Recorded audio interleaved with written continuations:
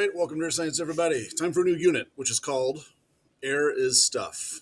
We're just going to try to prove that air is something, that I'm holding something in between my hands right now, which may sound silly to say, but also is something that is worth considering a little bit. What is it? What is this air? Today's job, to start the units on a very easy note, is let's get down the easiest of the reference tables. Just real quick run through, give me a quick couple questions on it, and you're out of here. So the notes today are really just 3 pages from the reference tables. I deleted the ones we don't need. I'm going to have you write a couple of things in here. As for usual, quick classwork quiz, classwork Google form, and you'll be good. So, what is this stuff? What is this air? Let's blow this one up a little bit. This is on the third of 3 pages in this document. We're going to have to deal with this one. This one's a little harder, so I'm not going to worry about it today. Other than to say, let's blow it way up. That troposphere, that crazy word right there, that's where you live. So that's all I'm going to really write here. And I know that might sound silly. And yes, I'd like you to join me. Troposphere. Does it look better in the color?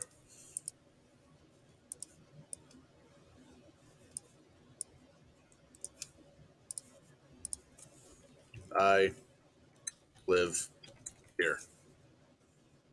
That's it. Oh, that's awful. All right. That's the layer of the atmosphere you live in. Now, there are other layers: stratosphere, mesosphere, thermosphere. There's these crazy lines we're going to have to deal with. But again, I don't want to do that today. All I want to do is say where you live is a layer of the atmosphere. We've broken it into layers based on their properties. And the one that you live in is called the troposphere. In all likelihood, you've spent your whole life there. There are some planes that will go up into the next layer in some conditions on some flights. So maybe a couple of you have gone up into the next one for a little while, but you've come right back down. So you've spent your whole life right there in the troposphere.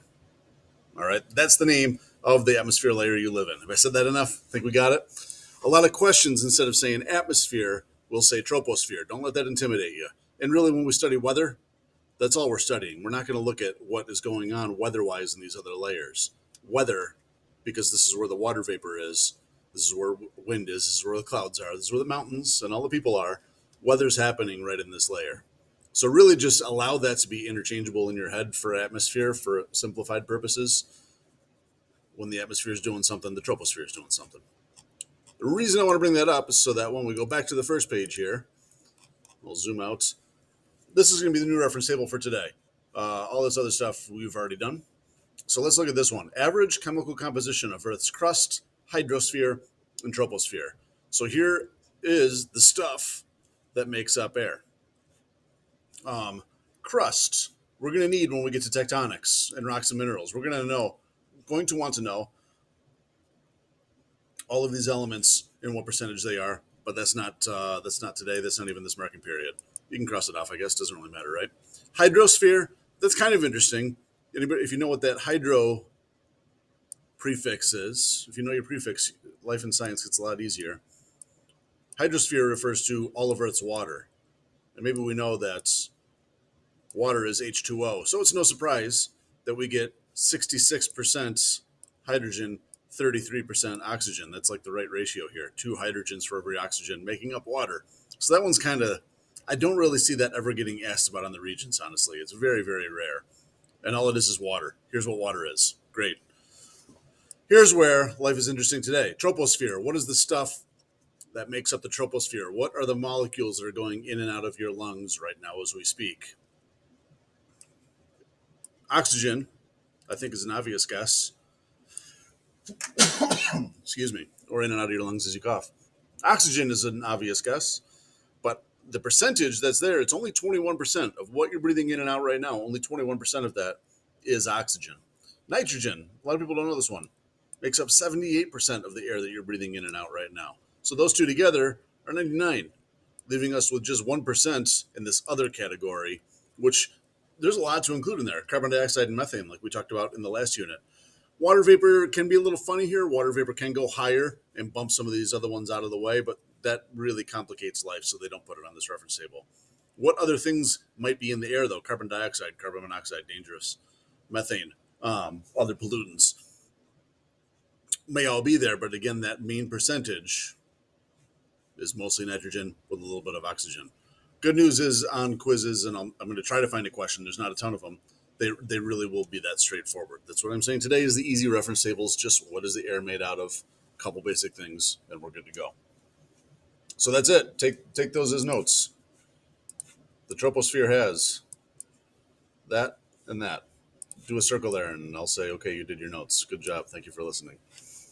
And again, don't let the troposphere word trip you up. That's just the layer of the atmosphere you live in.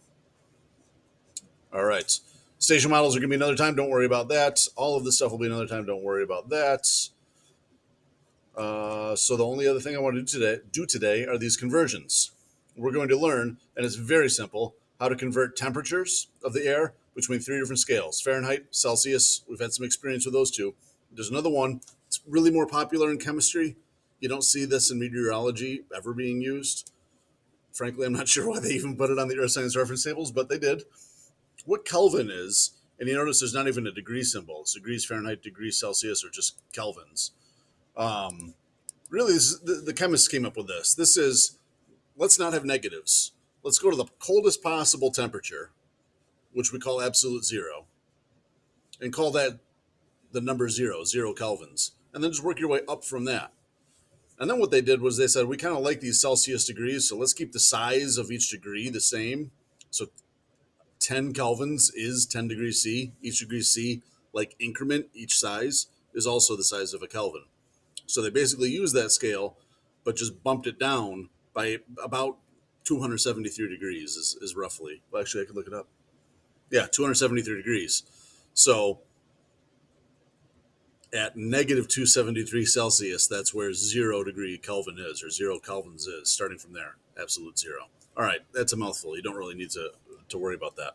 All that we're going to have to do is say, if you got this number, can you convert it over there? And you don't even have to grab your calculator and do that like 9/5 plus 32 crazy bit of math. All you got to do is grab this reference table, draw a line, job done.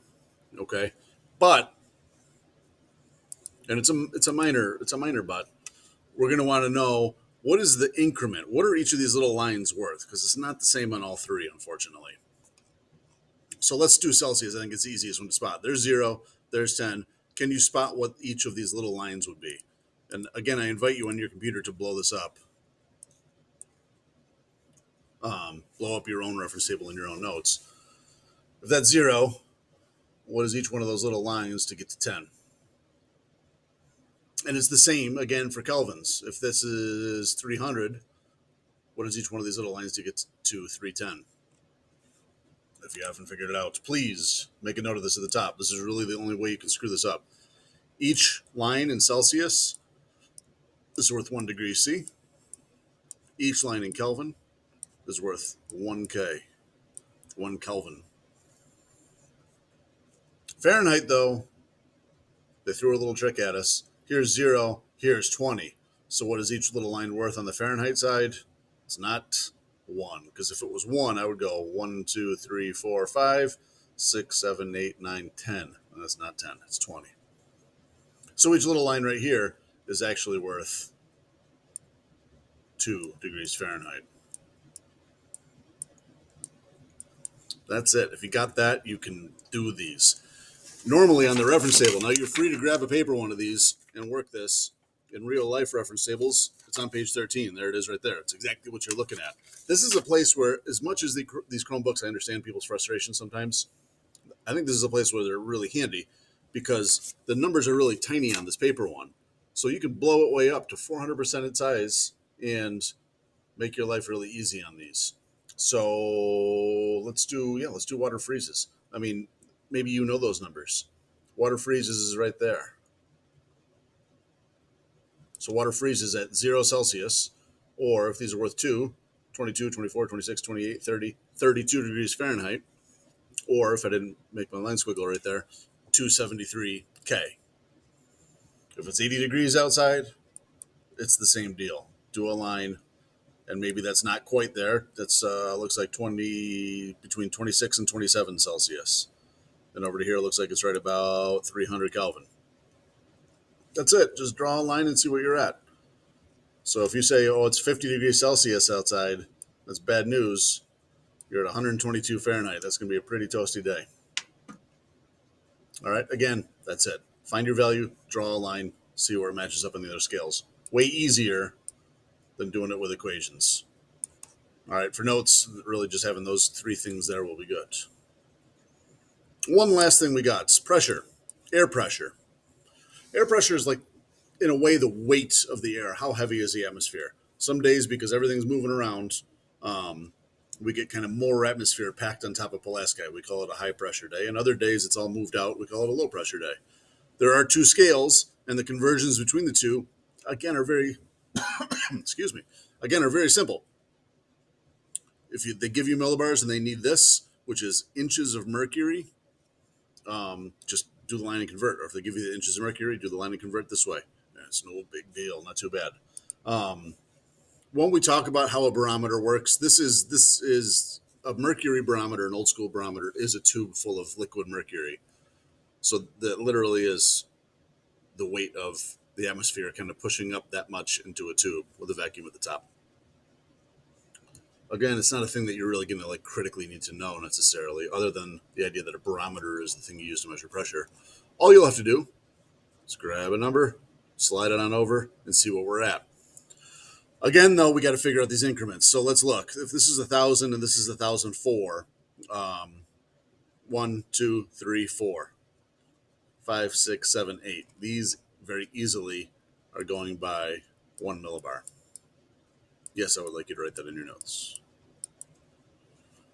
This side's a little harder. Let's pick, I don't know, let's start at 30 just because it's a round number. It makes it easy. What are these little ones worth if we go from 30 to 30.1 at this line? So it's people are usually tempted to say, oh, they're 0.1 apiece, but that would be 30.1, 0.2, 0.3, 0.4, 0.5, 0.6, 0.7, 0.8, 0.9. And it doesn't work because that's 30.1 right there.